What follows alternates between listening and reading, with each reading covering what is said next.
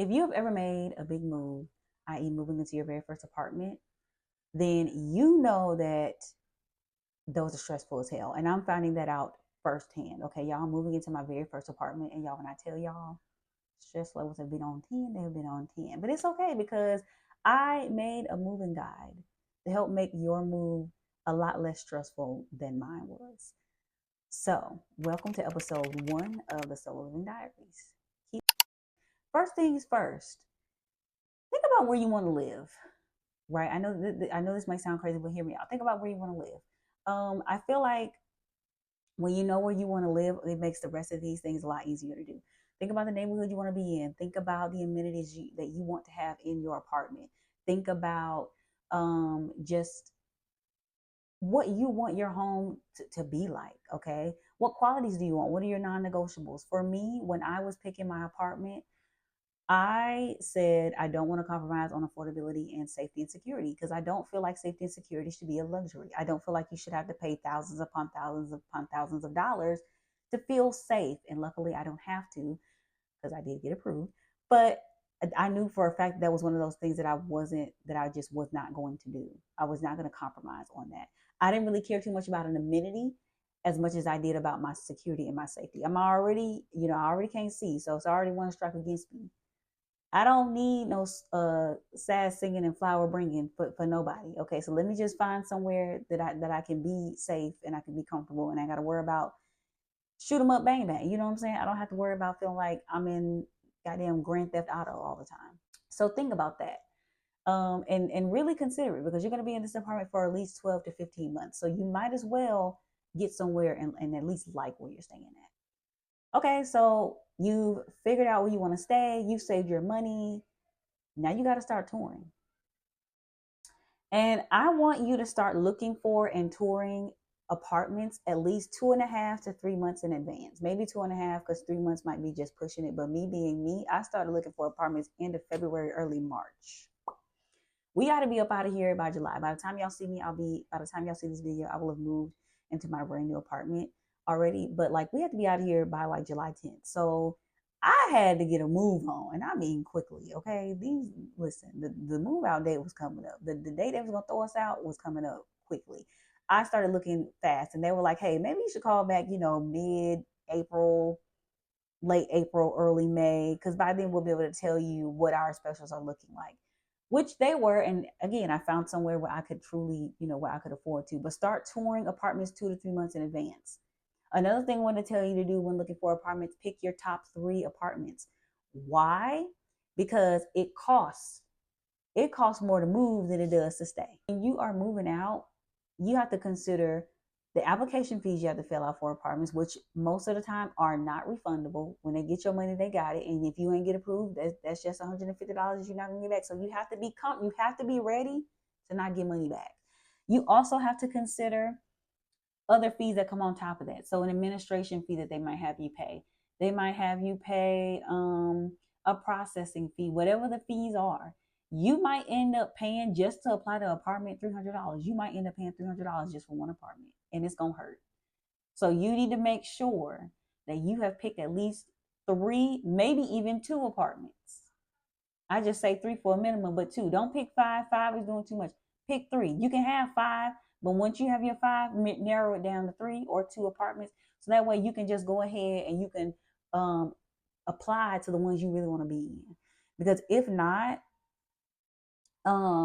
you're gonna be out a lot of money. And listen, money is tight, and we trying to do things on a budget. You know what I'm saying? We're trying to make it less stressful. Okay, so listen, pick your top 3 and apply to them. Don't tour nothing else.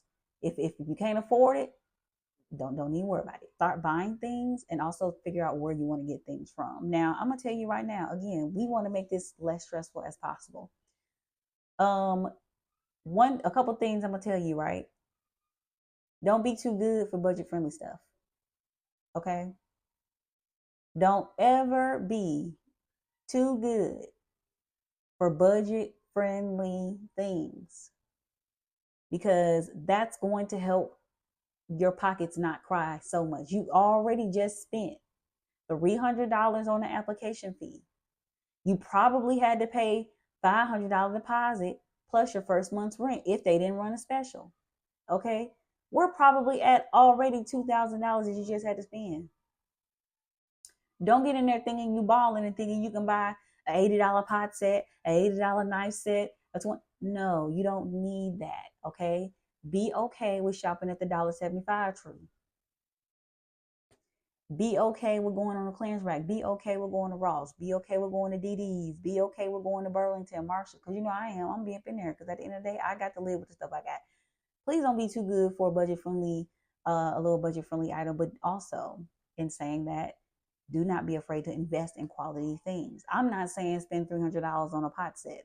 I'm not saying spend $1,000 on a bedroom set. What I am saying is spend the money where it counts. If you know you have to sleep on this bed every night, you might want to make sure that you have enough money in the budget where you can buy a nice mattress. If you know you want a good pots and pans set that you ain't, so that way you ain't got to buy one for at least 3 to 5 years, you might have to spend that coin, and that's okay. But don't be afraid to do that. Invest in your things because it will pay off in the end. Your wallet will thank you in the end. Being cheap will always cost you. There are certain things that you can get away with, being cheap about, being frugal about, being budget, being on a budget about. But there are certain things it's gonna bite you in the ass if you try to, you know, get the cheapest option. Sometimes the cheapest is not always the best. So consider that. Also, think about when was the best time to buy things. You don't need cleaning supplies. You don't need cleaning supplies right then and there. There's a lot of things you don't need to get right then and there. You can get them the day of. The best time to shop for things is when they are on sale. So if you can find a sale, that's good. But just be mindful. Don't overwhelm yourself and get so much at one time because you got to think about it. You already got to pack up the stuff that you're coming with anyway. So don't do too much. Remember, it's as stress less as possible. And last but not least, a couple other little miscellaneous tips. Number one, the most important one is enjoy your place. Make your place feel like home. You've done all the hard part or all the hard work now. You have picked out the apartment. You figured out when you want to stay. You saved the money. You applied to the apartment, your top 3 apartments. You got the one you wanted. You toured it. You liked it. You moved in. Now it is time for you to make it yours. Make sure that you know what I'm saying. It's what you're making your house what you want it to be. You have to live here. You set the tone for what your house is going to be. You get to set the rules, the boundaries. You get to do all of that. If you want to romanticize it, you can. If you want to act like you're living in a Love Island villa, you can. That's your business. If you want to feel like you're living in a high rise in a major city, even though you're living in a small town, that's your business. You do whatever you want to do. But at the end of the day, like I said in the beginning, you have to stay here for at least 12 to 15 months. So you might as well make yourself at home and you might as well like where you're living. Okay. Now, to all of my people with disabilities, I'm going to suggest that you ask them for accommodations that they can make to the apartment. Can you add a digital, can you add a thermostat with buttons instead of a thermostat with a dial, especially if you're somebody who's blind, you can't see? Can you get a thermostat that works with AXELA? Can you get a thermostat that works with Siri? Can you get a thermostat that works with Google? Ask them for these things. The worst they can do is tell you no. Okay. Also consider for you where would be a good place to live. If you're a person with a disability and you find it hard to get transportation, you need to live in a centrally located area. Live in an area where you can easily get an Uber, you can get a Lyft, or you can get on the bus line. Those are things to consider when you are somebody with a disability. um just kind of throwing that out there. If you have any like tips of your own that you think would be helpful to somebody who is moving out, hell, even for me, please put them in the comments. Do not gatekeep. Okay, I want to know. I want to know them. And I hope that this moving out guide does make your move as smooth as possible. Thank y'all for watching this video, and I will see you in episode 2 of Solo Living Diaries.